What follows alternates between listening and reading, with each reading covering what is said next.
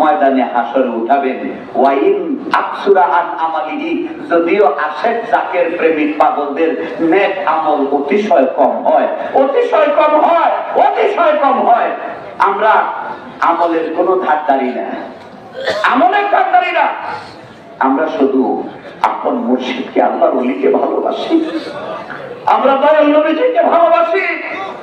যতই ঝমঝম না আসুক, ওয়াহাবি খারেজিদের যতই আমাদের উপরে স্টিম রোলার চালো, একটা কথা অনুরোধ করবো, শুধু আপন মুর্শিদের আদর্শ, খাজা বাবা এনায়েতপুরীর আদর্শ ছাড়া যাবে না বাবা। খাজা বাবা এনায়েতপুরীর আদর্শ যার ভিতরে থাকবে, ভয় নাই দুনিয়াতে, ভয় নাই মরণে সাকরাতে, কবরে হাসরে মিজানে ফুলছাড়াতে। আপন মুর্শিদ খাজা বাবা এনায়েতপুরী যার উপরে খুশি, স্বয়ং রাসূল তার উপরে খুশি, আল্লাহ সুবহানাহু ওয়া তাআলা বলে রেখেছেন সব ফয়সালা। ওয়াজাদা আবদান মিন ইবাদিনা, নবী মুসা এবং তার খাদেম দুইজনই, আল্লাহ বলেন আমার এমন এক বান্দার সঙ্গে তাদের সাক্ষাৎ হয়ে গেল, আতাইনাহু রাহমাতাম মিন ইনদিনা, আতাইনাহু রাহমাতাম মিন ইনদিনা। আল্লাহ বলেন আমি আল্লাহর পক্ষ থেকে যার কাছে রহমতের ভান্ডার দেওয়া আছে, ওয়া আল্লামনাহু মিন লাদুন্না ইলমা। আল্লাহ রাব্বুল আলামিন বলেন আমি আল্লাহ শিখিয়ে দিয়েছি তাদেরকে ইলমে লুদুনি, আল্লাহ পাকের বিশেষ জ্ঞান। ওই বিশেষ জ্ঞান আল্লাহ পাক দয়া করে যাকে যাকে দিয়েছিলেন, খাজা বাবা এনায়েতপুরী এই ঐতিহাসিক বড়ইতলায় বসে যাকে তাকে দিতেছে। কিছু পাগল এসে ঢুকলেন, গ্রামেরও কিছু লোক আসলেন, 3-4টা মৃত মুরগির বাচ্চা ডানা, মরা মুরগির বাচ্চা ডানায় ধরে নিয়ে আসলেন। আচ্ছা, ওনারা বলছিলেন ফকির সাহেব, হয় আপনি আমাদেরকে গ্রামে থেকে তাড়াইয়া দেন, আমরা দূরে সরে যাই, আর না হয়তো আপনি আমাদেরকে একটু ইহসান করেন, আমাদেরকে একটু সুখে থাকতে দেন। খাজা বাবা বললেন সমস্যাটা কি? মুরগির বাচ্চা দেখায় বললেন কোন অপরাধ ছিল না, আপনার পাগলরা আমাদের উঠান দিয়ে আসার সময় নিরপরাধ অন্যায় ভাবে মুরগির বাচ্চাগুলো লাঠি দিয়া পিটাইয়ে মেরে রেখে আসে। খাজা বাবা এনায়েতপুরী বললেন বাবা দোস্ত, এমন কিছু পাগল তার সান্নিধ্যে নিজেকে উৎসর্গ করেছে। ডাক দিয়া বললেন দেখো কারা এই কাজ করছে, খোঁজ নিয়ে দেখেন। কেবলমাত্র যে কাফেলা আসছে, ওই কাফেলার লিডারকে জিজ্ঞেস করলেন মুরগির বাচ্চা আমার লোককে।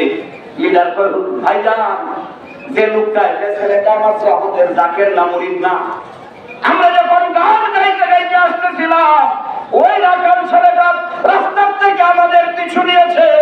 যখন তাকে দেখাইয়া দেওয়া হলো, ঘাট দই যাই না, খাজা বাবা এনায়েতপুরীর খাস খাদেমে খাস হযরত দোসু পাগল রহমাতুল্লাহি আলাইহি ঘাট ধরে এমন একটা ধাক্কা মারলেন, ওই জাবেদ আলী সাহেব নিজে আমাকে বলছেন মাওলানা, ওই দিন যেন আমার দেহের ভিতরে আমার আত্মা ছিল না, এমন ভাবে আমাকে আছাড়টা দেওয়া হলো। খাজা বাবা লোকদেরকে বললেন বাবারা অসুবিধা নাই, আপনারা আমার মেহমান, আমার পাগলে ক্ষতি করছে, আমি ক্ষতিপূরণ দিব। সবাই বসে একটু বিচার করতে হবে। আপনারা 2-3 জন বাড়িতে যান, আরো যে কয়েকটা মুরগির বাচ্চার ডানা ভেঙেছে, পা ভেঙেছে, সবগুলো নিয়ে আসবেন, আমি সব কয়টার ভর্তুকি দিব। এলাকার লোকেরা কয় ফকির সাহেব আর ক্ষতিপূরণ ভাঙ্গাগুলো দিতে হবে না, যদি মারা গেছে এইগুলো দেন। খাজা বাবা বললেন অসুবিধা তো নাই, সবাই থাকেন, 2 জন মাত্র যান। 2 জন বাড়িতে চলে গেছে, গিয়া জিজ্ঞেস করছে বাচ্চা ছিল কয়টা? কয় 16টা। উনি 14টাও বলছেন, 16টাও বলছেন, হয় 14টা ছিল নতুবা 16টা। কয় সবগুলো ডাক দাও। খাসার ভিতরে ভরা হলো, আবার একটা একটা করে ছাড়ে, আবার পরে একটা একটা করে ছাড়ে, সব কয়টা নিখুঁত আছে। 14টা বা 16টা যে কয়টা বাচ্চা ছিল সবটাই জীবিত আছে। কয়টা হইলে যে ফকির সাহেবের বাড়িতে নিয়ে গেছে, এইগুলো কোনটি? সব কয়টা ঠিক আছে, মরলো কোনগুলো? এই বাড়িতে তো আর কোনো মুরগির বাচ্চা নাই। মহিলারা বলছে সর্বনাশ হয়ে গেছে, এই ফকির তো সাধারণ ফকির না।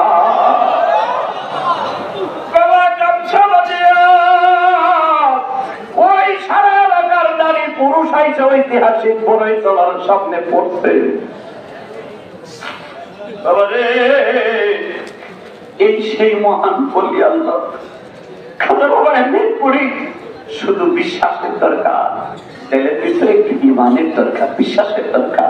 একটু যদি ইমানটা মজবুত হয়, বিশ্বাসটা যদি মজবুত হয়, আল্লাহর ওলিদের পাওয়া ইন্তেকালের পরে আরো বেশি বেড়ে যায়। ঠিক কিনা জোরে বল?